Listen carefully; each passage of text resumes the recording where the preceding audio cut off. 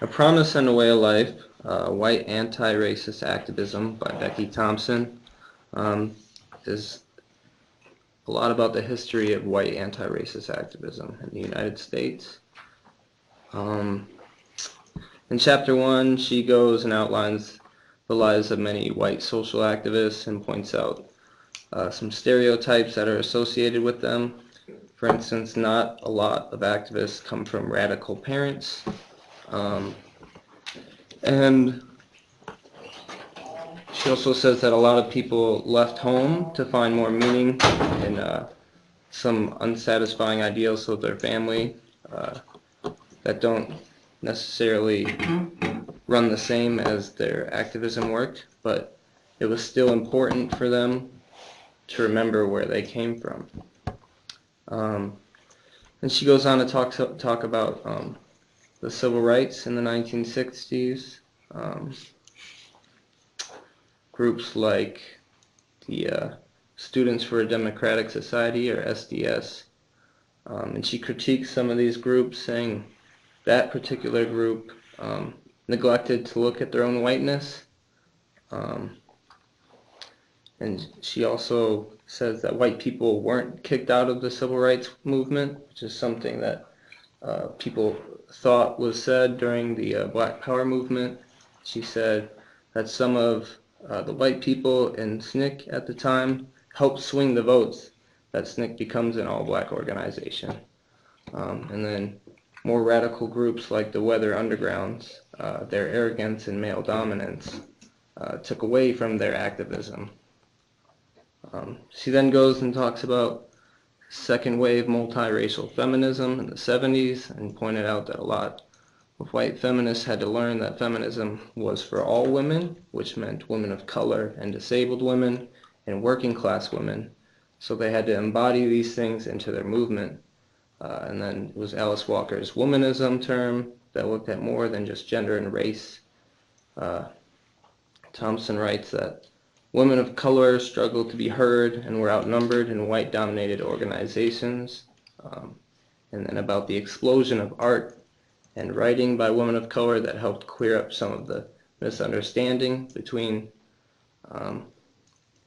racial lines. And Thompson also showed that white feminists had to seriously examine their racism, and the movement as a whole had to examine their heterosexism. So it was put in the book that from 1968 to 74, radical feminists only considered the women who saw sexism as an ultimate oppression. But later in the 70s and the 80s, women of color, Jewish women, and lesbian women helped redefine feminism as a multicultural activism. And it's a quote, is that the emergence of a white feminist anti-racist politic in the early 1980s was dependent on feminism among women of color, on Jewish and multiracial lesbian feminism, and on building of multiracial cultural institutions. And then from the 1980s to 1990s, Thompson gives us a little bit of, so I think it's only like 2 or 3 pages on the anti-racist activism, and that it was difficult in that time period because I guess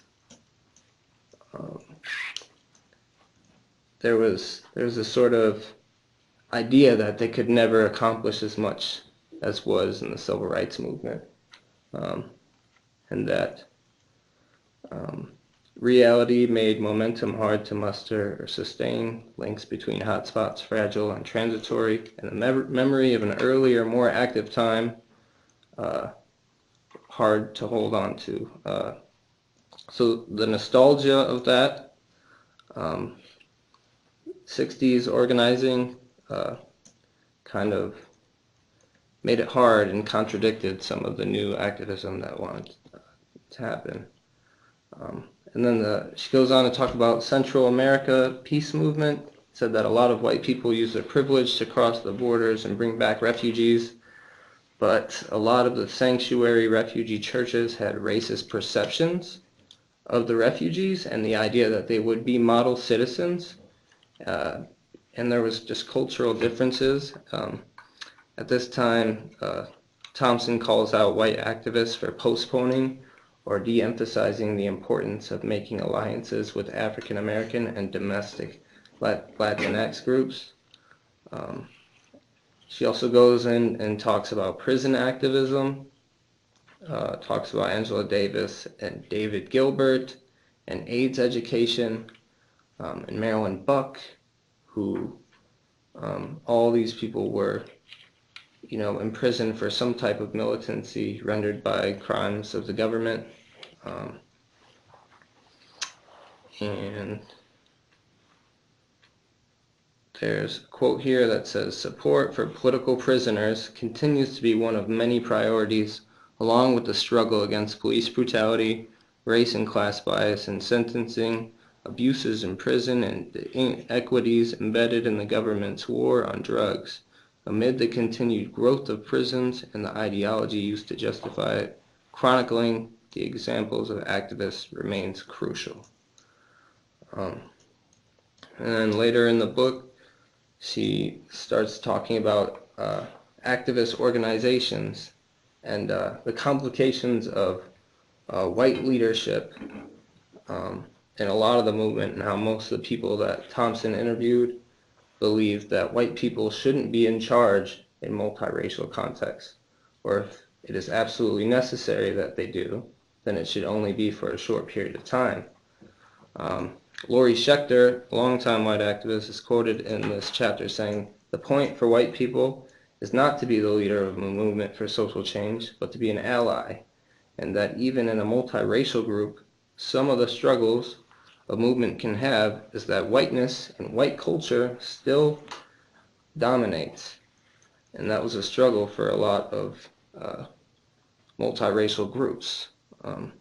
She also wrote that there was a small, however, a group of people believe that there comes a point in a white activist development when it should be, when it would be dishonest and disingenuous to turn down the highest leadership positions, as long as it is with the support of people of color. And the overwhelming majority of people she interviewed believe that doing anti-racist work with integrity as a white person requires working in groups in which people of color are fully represented at every level of authority. White people need to be able to work alongside and take leadership from people of color.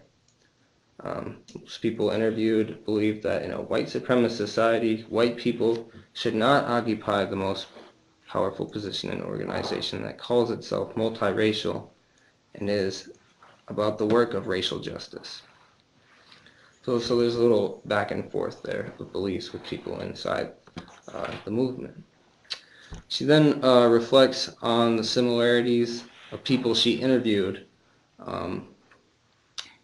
and she said she could feel a sameness about their lives across generation and geography, like a similarity that was uncanny given that a few of them knew each other, but through their involvement in the movement, they essentially became the movement. So it's like they embodied these parts of their activism, and that it followed them into their homes, and she could recognize that while visiting most of them in their homes and interviewing them in their homes.